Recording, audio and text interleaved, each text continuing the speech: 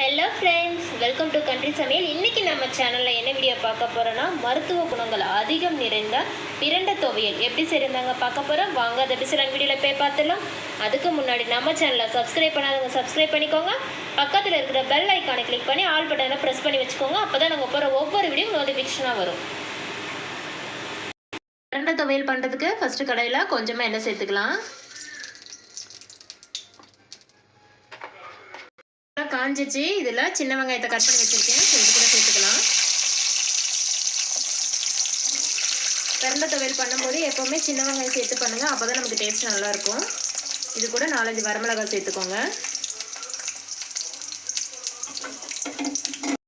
கூட 1 ஸ்பூன் அளவு உளுந்து சேர்த்துக்கோங்க. உளுந்து நல்லா செவக்கிற அளவுக்கு எல்லாத்தையும் நல்லா வதக்கி எடுத்துக்கலாம்.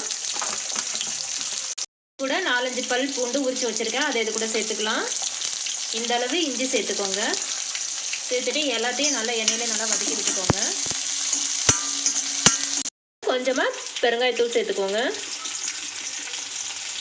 பிரண்டையில் நிறைய நன்மைகள் இருக்குங்க, நிறைய மருத்துவ குணங்கள் இருக்குது. இப்போ நம்ம பிரண்டை துவையல் சாப்பிடும்போது அஜீரண கோளாறு எல்லாமே சரியாகும். நம்ம உடம்புல இருக்கிற கெட்ட கொழுப்புகள் எல்லாமே நமக்கு கரையும். அதனால் பிரண்டையை மேக்ஸிமம் கிடச்சிச்சு அப்படின்னா அடிக்கடி செஞ்சு சாப்பிடுங்க. வாஷ் பண்ணி வச்சுருக்கிற பிரண்டை இது கூட சேர்த்துக்கலாம். இங்கே பாருங்கள், இதை வந்து சின்ன சின்ன பீசஸாக நான் கட் பண்ணி வச்சுருக்கேன். இதில் கொஞ்சம் நார் இருக்கும், அதையும் நம்ம இதில் எடுத்துடலாம். எடுத்துட்டு நம்ம வாஷ் பண்ணி இதில் சேர்த்துக்கலாம்.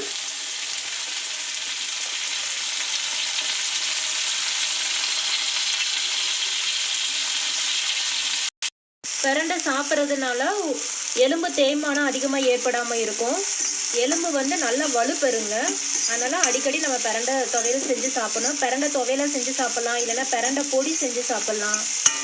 பிரண்டை கிடச்சிச்சின்னா கண்டிப்பாக நீங்கள் பிரண்டை துவையல் செஞ்சு சாப்பிட்டு பாருங்கள். பசியின்மை இல்லாமல் இருக்குங்க.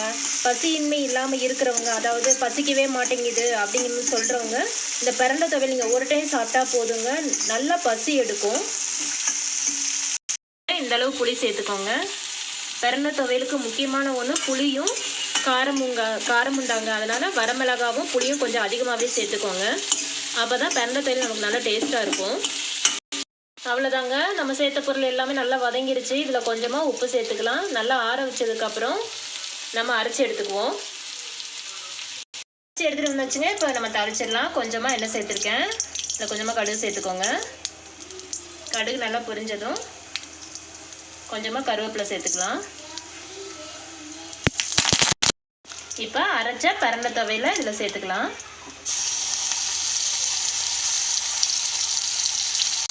நமக்கு சூப்பரான பிரண்டை துவையல் ரெடி ஆயிடுச்சு. பாருங்கள் எவ்வளோ சூப்பராக ரெடியாக இருக்குன்னு. இதே மாதிரி நீங்களும் உங்கள் வீட்டில் ட்ரை பண்ணி பாருங்கள். ட்ரை பண்ணி பார்த்துட்டு எப்படி வந்ததுன்னு எங்களுக்கு கமெண்ட்டில் சொல்லுங்கள். இந்த வீடியோ உங்களுக்கு பிடிச்சிருந்துச்சுன்னா ஒரு லைக் பண்ணுங்கள், ஒரு ஷேர் பண்ணுங்கள், ஒரு கமெண்ட் பண்ணுங்கள். கண்டிப்பாக சப்ஸ்கிரைப் பண்ணுங்கள். நம்ம இன்னொரு வீடியோவில் பார்க்கலாம். பாய்.